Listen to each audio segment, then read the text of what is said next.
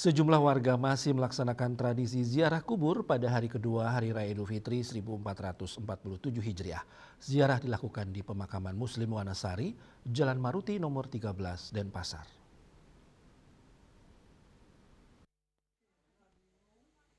Sejak pagi, suasana di pemakaman Muslim Wanasari Denpasar tampak ramai dipadati peziarah.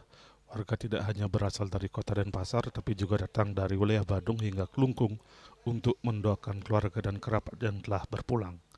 Tradisi ziarah kubur saat Lebaran merupakan amalan yang dianjurkan dalam ajaran Islam. Selain itu, untuk mendoakan almarhum, ziarah juga menjadi pengingat akan kehidupan akhirat dan sarana mempererat ikatan batin dengan keluarga yang telah meninggal dunia.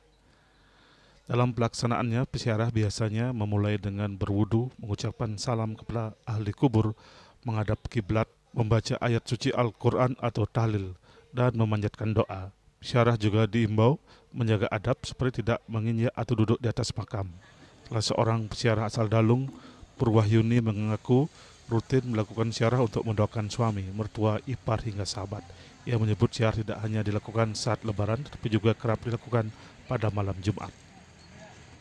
Karena suami, mertua, sama ipar. Ini teman-teman sahabat aja yang dia ini. Ya semoga diberi kesehatan. Dan itu aja dah, kesehatan penting. Jadi yang berkah.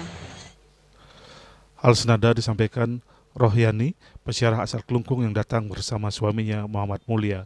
Ia mengatakan cara dilakukan untuk mendoakan keluarga besar termasuk ponakan dari pihak mertua. Kadang-kadang gini Idul Fitri, pas mau puasa, kadang-kadang setiap malam Jumat, Hari Kamis. Malam siapa, Bu? Ini mertua, bapak, ibu, ponaan, banyak. Ziarah kubur di pemakaman Muslim Wanasari Denpasar puncaknya terjadi pada Sabtu 21 Maret 2026 hingga sore hari.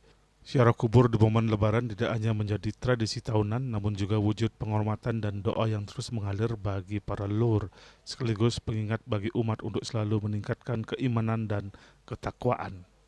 Indrawan Bali TV.